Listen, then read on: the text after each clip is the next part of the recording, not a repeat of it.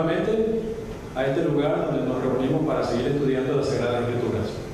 Como ustedes recordarán, hemos estado desarrollando una serie de temas titulados Las obras de las tinieblas. Ya hemos editado, este va a ser el segundo, y son 5 temas hasta ahora que el Señor nos ha inspirado. Pero antes de estudiar la Escritura, siempre antes de abrirla, lo que nosotros hacemos es orar para pedir la bendición de nuestro Dios. Por lo tanto, los invito, ahí donde estemos, el que pueda arrodillarnos y el que incline su rostro. Padre nuestro que estás en el cielo, santificado sea tu nombre. Señor, te damos gracias porque tus misericordias son nuevas cada mañana. Porque tú eres un Dios de amor, que estás esperando, como dice tu palabra, porque no quieres que nadie se pierda, sino que todos procedan al arrepentimiento. Por eso en esta hora, Señor, aprovechando la oportunidad, nos dirigimos hacia ti en oración y reconociendo que somos pecadores y te hemos ofendido, te suplicamos el perdón de nuestros pecados. Lávanos en la sangre preciosa de Cristo y te rogamos por la presencia de tu Santo Espíritu. Sobre todas las cosas que tú dirijas nuestros pensamientos, nuestras palabras, para que sean de beneficio y edificación del pueblo tuyo que se está preparando para tu pronta venida. Por lo tanto, Señor, a los que estamos aquí, bendícenos y también a aquellos que van a ver este tema a través del video. Que todo sea para honra y gloria de tu nombre. Y gracias por darnos la oportunidad de servirte. En el nombre de Cristo Jesús te lo pedimos. Amén. Amén. El versículo que vamos a estudiar en esta hora es Levítico 20, pasaje bíblico. Y estaremos estudiando Levítico 20, 1 y 2, nos dice: habló Jehová a Moisés diciendo: dirás asimismo a los hijos de Israel, cualquier varón de los hijos de Israel o de los extranjeros que moran en Israel, que ofreciere a alguno de sus hijos a Moloc, de seguro morirá. El pueblo de la tierra lo apedreará. Escucha lo que dice las Sagradas Escrituras. Por eso le hemos titulado a este tema: de sacerdote de Moloc a sacerdote de Cristo. Seguimos leyendo el versículo 3.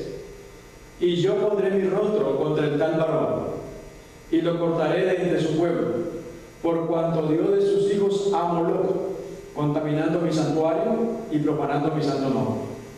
Si el pueblo de la tierra cerrare sus ojos respecto de aquel varón que hubiere dado de sus hijos a Moloc, para no matarle, entonces yo pondré mi rostro contra aquel varón y contra su familia, y le cortaré de entre su pueblo con todos los que fornicaron en pos de él, prostituyéndose con Moloc. Y la persona que atendiere a encantadores o adivinos para prostituirse tras de ellos, yo pondré mi rostro contra la tal persona y la cortaré de entre su pueblo. Santificaos pues y sed santos, porque yo, Jehová, soy vuestro Dios, y guardad mis estatutos y ponedlos por obra. Yo, Jehová, que os santifico. Entonces nos preguntamos, ¿quién es Moloc? Porque el Señor está diciendo que quien quiera que entregue a sus hijos a Moloc iba a ser cortado, o en otra palabra similar, eliminado del pueblo de Dios. El Moloc, si nosotros vamos en Primera de Reyes capítulo 17, nos habla de que Moloc era un ídolo abominable de los amonitas, un ídolo, un dios falso. Por eso Dios nos dice que una advertencia contra aquellos de nosotros que sacrifiquemos a nuestros hijos a Moloc. Nosotros estamos usando las Sagradas Escrituras y el testimonio de Jesucristo.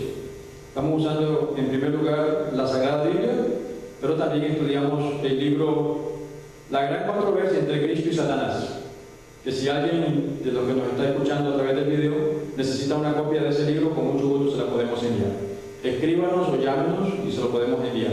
También otro libro titulado Conducción del Niño. En el libro Conducción del Niño nosotros encontramos la siguiente declaración: la impiedad que existe en el mundo hoy día tiene como su raíz el descuido de los padres para disciplinarse a sí mismo y a sus hijos. Miles y más miles de las víctimas de Satanás son lo que son debido a la poco juiciosa forma en que fueron tratadas durante su niñez. El severo reproche de Dios cae sobre esa mala conducta.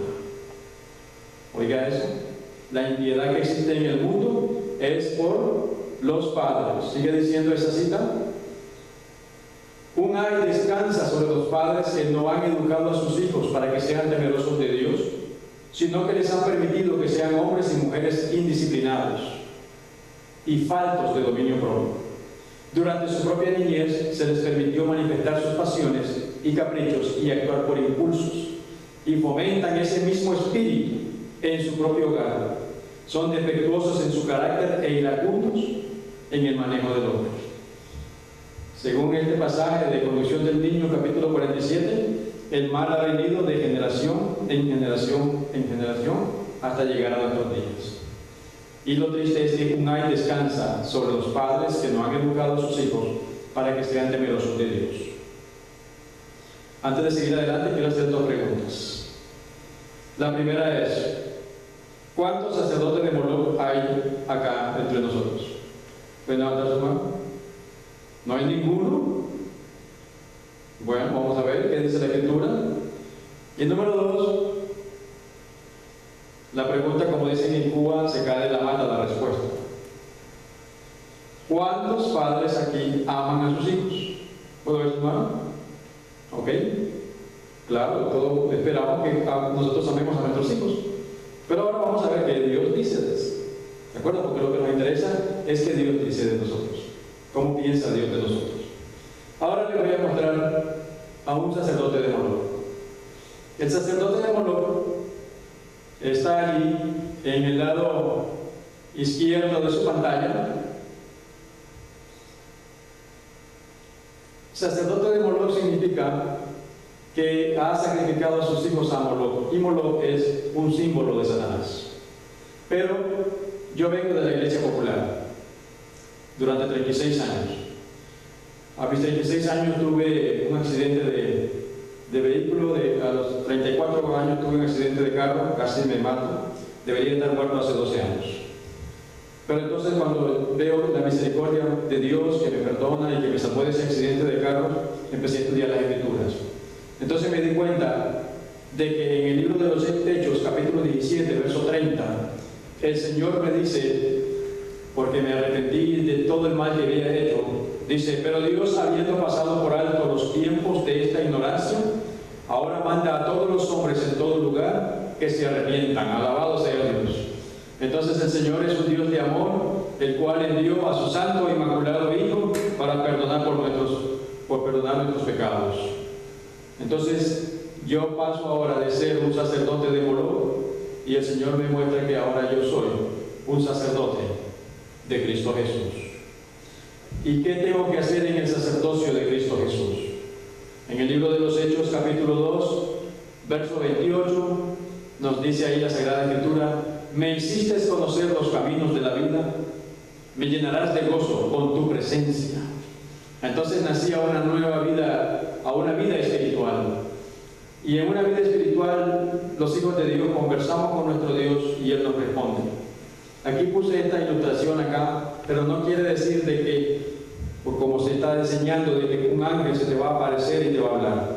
Porque la misma Escritura nos está enseñando que no creáis a todo espíritu, sino que comprobarlos si están hablando de acuerdo a la voluntad de Dios y si están hablando de acuerdo a la palabra de Dios. ¿Cómo es que nosotros, los hijos de Dios, nos comunicamos con el Señor y cómo es que Él nos responde? Él nos responde a través de las Sagradas Escrituras. Todo lo que vamos a enseñar nosotros va a ser a través de las Sagradas Escrituras, y luego nosotros le hablamos a nuestro Dios en oración. En el libro de los Efesios, capítulo 6, empezando del 10 al 12, allí el Señor, una vez que ya yo empiezo a caminar con Él, me muestra que estamos en un conflicto. Por eso es que les recomendamos el libro La gran controversia entre Cristo y Satanás. En Efesios 6 nos dice: por lo demás, hermanos míos, fortaleceos en el Señor y en el poder de su fuerza. vestíos de toda la armadura de Dios para que podáis estar firmes contra las acechanzas del diablo. Porque no tenemos lucha contra carne ni sangre, sino contra principados, contra potestades, contra los gobernadores de las tinieblas de este siglo, contra huestes espirituales de maldad en las regiones celestes. Y seguimos estudiando la Escritura y nos dice en 2 Corintios 10:4, porque Dios me dice que estoy en un conflicto, pero no me deja solo. Él también me equipa para poder combatir en este conflicto. Y en 2 Corintios 10:4, la Sagrada Escritura nos dice: porque las armas de nuestras milicias no son carnales, sino poderosas en Dios para la destrucción de fortalezas. Alabado sea nuestro Dios. ¿Sabes tú, amado hermano, cuáles son las armas de nuestra milicia? El libro de Hebreos capítulo 4, verso 12 dice que la Escritura es la espada de nuestra milicia. Luego también tenemos la oración poderosa. El mismo apóstol Pablo dijo en el libro de Romanos: orar sin cesar. Constantemente debemos estar orando en contra de los poderes de las tinieblas. Hay un pensamiento que dice que las tinieblas del mal rodean a todos aquellos que descuidan la oración. Oh, hermano querido, el enemigo no puede vencer a un hijo de Dios que está de rodillas suplicando por ayuda a nuestro Dios. Luego también seguimos investigando cuáles son las armas de nuestras milicias, y hay una arma que la gente no conoce mucho. ¿Cuál es esa arma? Nos dice, los padres ocupan el lugar de Dios frente a sus hijos y tendrán que rendir cuenta del cumplimiento del cargo que se les ha encomendado.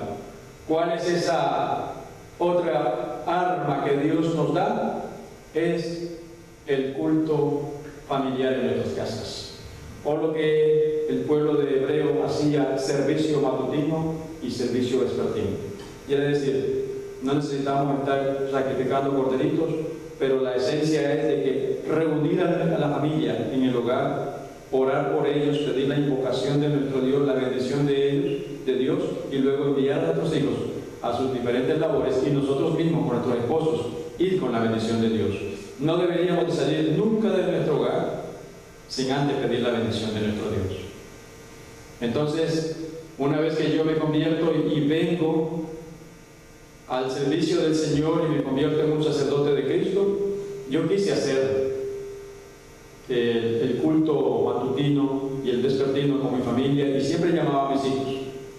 Pero resulta de que mientras yo estaba estudiando todas esas lecciones de escuela que le dan a la congregación para estudiar, por ejemplo, cuando nosotros nos convertimos, había una lección que estaba hablando de profecía y me estaba hablando de Antíoco Epífanes. Y entonces a ustedes suena Antioquio, ¿Antioquio quién?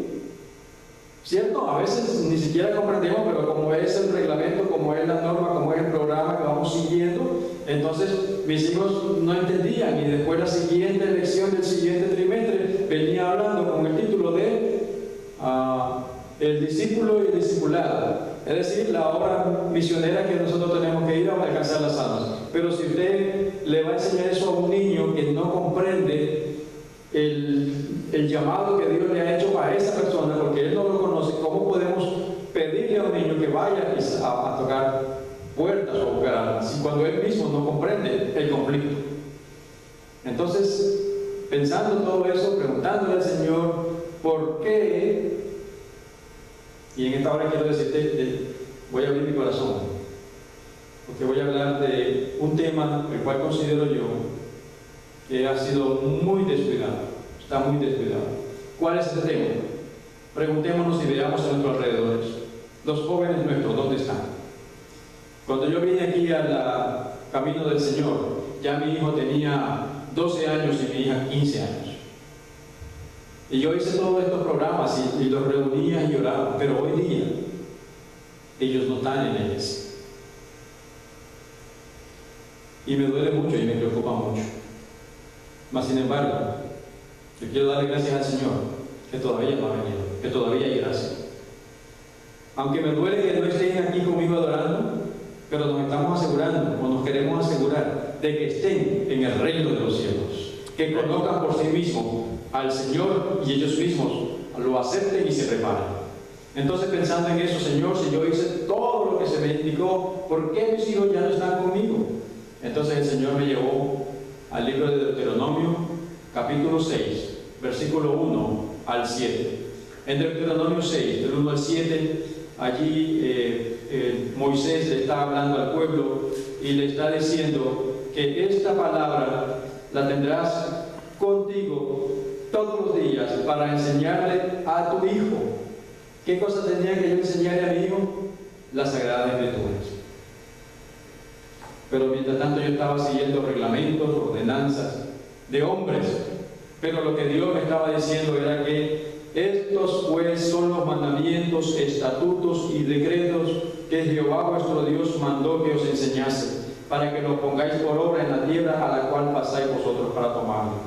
Para que temas a Jehová tu Dios, guardando todos sus estatutos y sus mandamientos que yo te mando, tú, tu hijo, el hijo de tu hijo, todos los días de tu vida, para que tus días sean prolongados.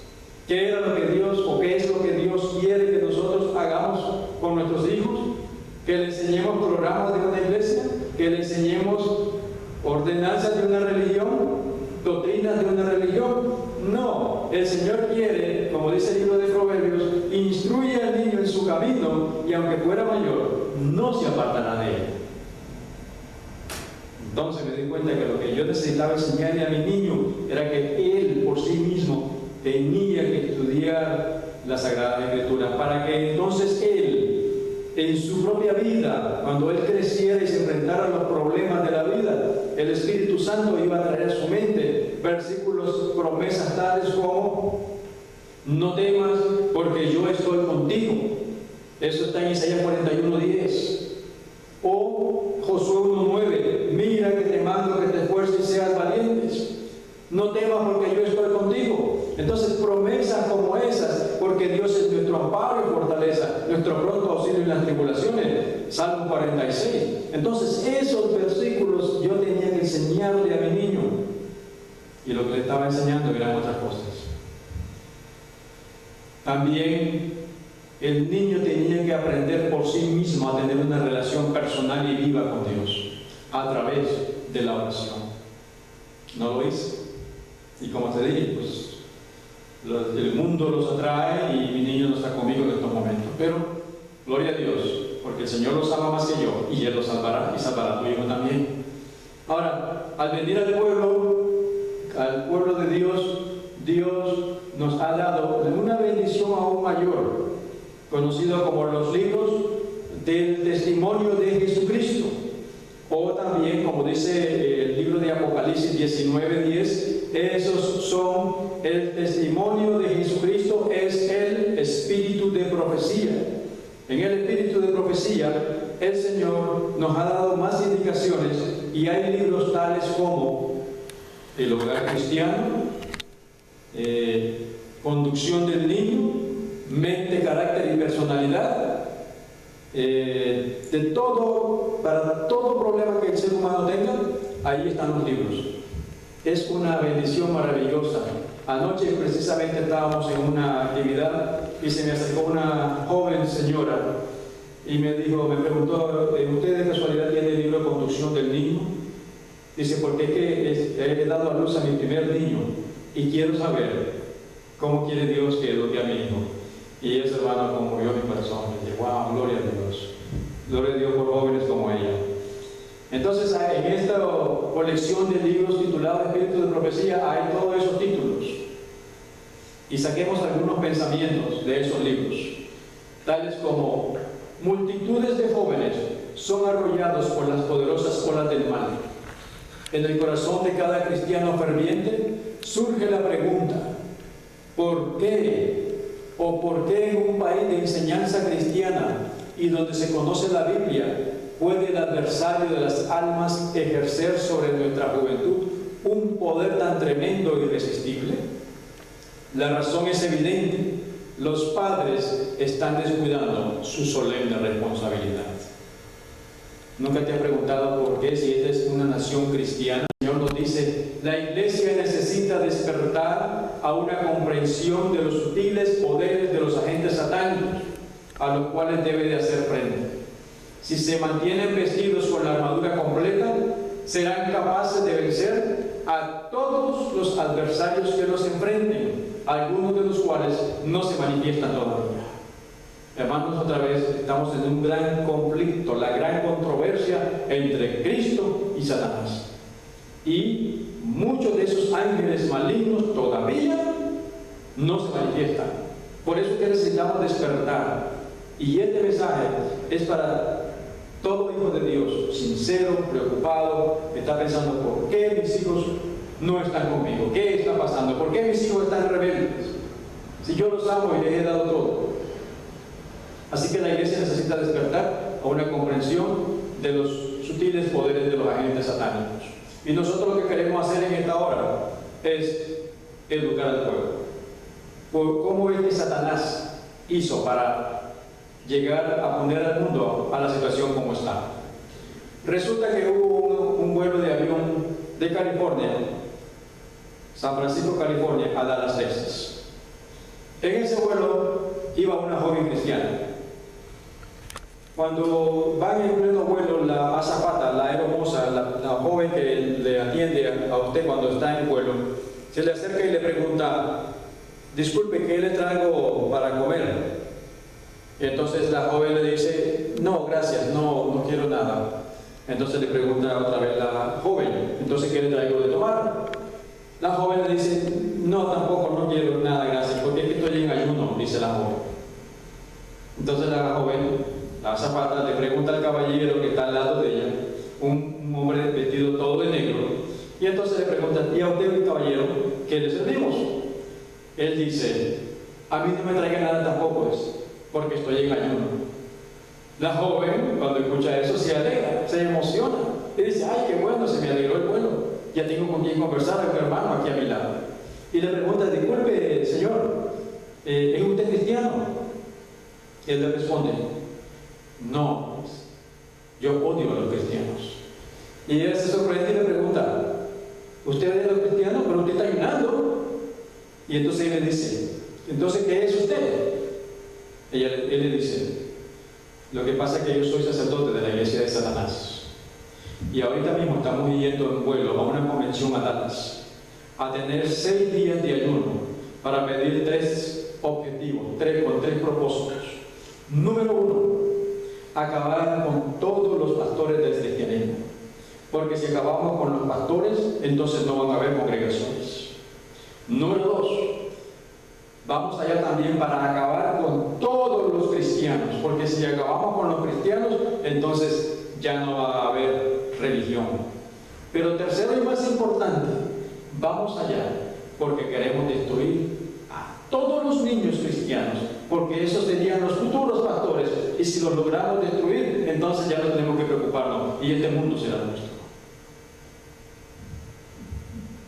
Satanás no cambia, usó el mismo sistema. Cuando en los días de Moisés mandó a matar a todos los bebés, a todos los niños, tratando de matar al libertador. Cuando nació el niño Jesús, el Señor Jesús, entonces también Herodes, por decreto de Satanás, hizo matar a todos los niños. Y hoy Satanás no ha cambiado. Él desea eliminar de la faz de la tierra al pueblo de Dios.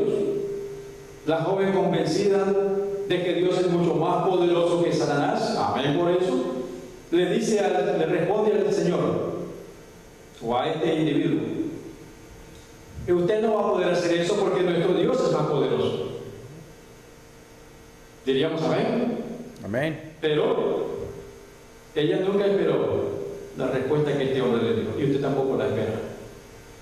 Él le dice: no, le dice, si nosotros no tenemos que hacer nada, ellos mismos se van a destruir a sí mismos.